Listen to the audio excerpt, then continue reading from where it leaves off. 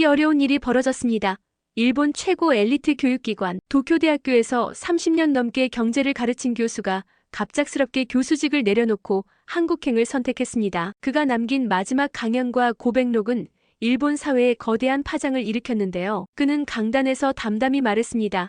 이제는 우리가 한국을 두려워해야 할 때입니다. 교수의 이름은 다나카 이로시였고 일본 경제버블의 영광을 직접 겪었던 인물이었습니다. 그는 여전히 연구실 벽에 미쓰비시가 뉴욕 록펠러 센터를 인수한 신문 기사를 걸어두고 있었죠. 그날도 평소처럼 아시아 경제론 강의를 시작하면서 그는 학생들에게 외국어 중 어떤 언어를 배우고 싶은지 물었습니다. 영어와 중국어가 나올 줄 알았는데요. 절반이 넘는 학생들이 한국어를 외쳤습니다. 이유는 바로 BTS 노래를 자막 없이 듣고 싶어서, 한국 드라마가 재미있어서, 삼성전자에 취업하고 싶어서. 학생들의 눈빛은 진심이었고 그 열정은 강의실을 가득 메웠습니다. 그는 충격을 받았고 손에 들고 있던 분필을 놓쳤지만 줍는 것조차 잊을 정도로 멍해졌습니다. 학생들은 덧붙였습니다. 시부야에 있는 외국어 학원에서 한국어 수강 대기자가 넘쳐난다고요. 복도를 걷다 들려오는 대화도 충격이었습니다. 오빠 대박 진짜요 같은 한국어가 귀에 들어왔고 그는 더 이상 이 현실을 부정할 수 없었습니다. 연구실로 돌아와 20년 전 자신이 쓴 일본 경제 패권의 영속성이라는 논문을 꺼내들며 깊은 탄식을 내쉬었습니다. 다음 날 도서관 앞 잔디밭에선 20명이 넘는 학생들이 한국어 발음을 교정하며 스터디를 하고 있었고 공학부 앞에선 삼성전자 취업 준비 모임 현수막이 붙어 있었습니다. 그는 믿을 수가 없었습니다.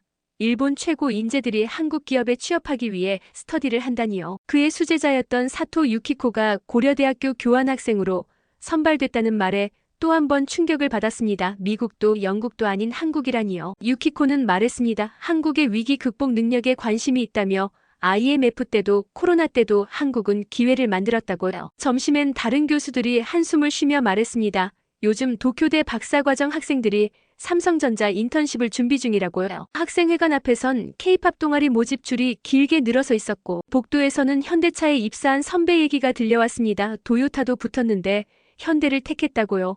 연봉이 더 높아서요. 그는 절로 커피잔을 놓칠 뻔했습니다. 그날 밤 집에 돌아와 뉴스를 틀자 한국 대학 입시에 지원한 일본 학생 수가 300% 증가했다는 보도가 나왔고 도쿄 거리는 한국 화장품 광고와 한국 음식점 한국어 학원 간판으로 가득 차 있었습니다. 며칠 뒤 그는 니혼게이자이 신문 일면에서 더 큰 충격을 받았습니다. 삼성전자가 일본 반도체 소재 기업을 인수했다는 기사였습니다. 2019년 일본의 수출 규제로 위기를 맞았던 한국은 오히려 기술 자립의 성공의 역으로 일본 기업을 삼키고 있었습니다. 그는 급히 통계를 조사했습니다. 삼성의 반도체 점유율은 35%, SK 하이닉스는 18%, 일본 전체는 고작 2%였습니다. 전기차 배터리 분야에서도 한국 기업들이 상위권을 차지하고 있었고 일본은 순위권 밖이었습니다. 과거 도시바와 히타치가 세계를 주름잡던 시절은 어디로 간 걸까요? 현대차는 도요타를 제치고 판매 1위를 기록했고 소니는 스마트폰 사업에서 철수했으며 파나소닉은 구조조정 중이었습니다. 삼성전자의 시가총액은 도요타의 2배였고 SK 하이닉스 하나가 소니, 파나소닉, 히타치를 합친 것보다 더 컸습니다.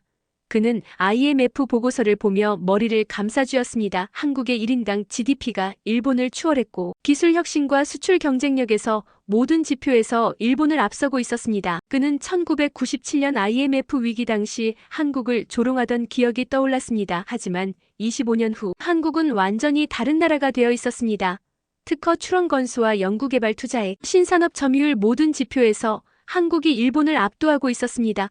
오후에는 취업 상담이 있었고 첫 학생은 삼성전자에 합격했다고 말했습니다. 미쓰비시도 지원해봤냐는 질문에 일본 기업은 더 이상 글로벌 경쟁력이 없다고 답했습니다. 두 번째 학생은 LG화학에 최종 합격했다며 배터리 분야에서 세계 2위 기업이라 했고 연구개발 투자도 일본 기업보다 10배는 많다고 했습니다. 취업지원센터에서는 더 충격적인 통계를 들었습니다. 지난해 도쿄대 졸업생의 42%가 한국 기업을 선택했다고요. 미국, 유럽보다도 높았습니다. 한국 기업은 글로벌 환경 빠른 진급 파격적인 연봉, 미래 산업 주도력까지 갖췄지만 일본은 여전히 연공서열과 종신고용에 매달리고 있다는 분석이었습니다. 그날 오후 또 다른 학생은 현대차의 면접을 본다고 했고, 또 어떤 학생은 SK 하이닉스를 준비 중이라고 했습니다. 학생회관에는 네이버 코딩 테스트를 준비하는 소프트웨어 전공자들로 가득했습니다. 그는 연구실에서 일본의 시가총액 데이터를 검색하며 한숨을 쉬었습니다.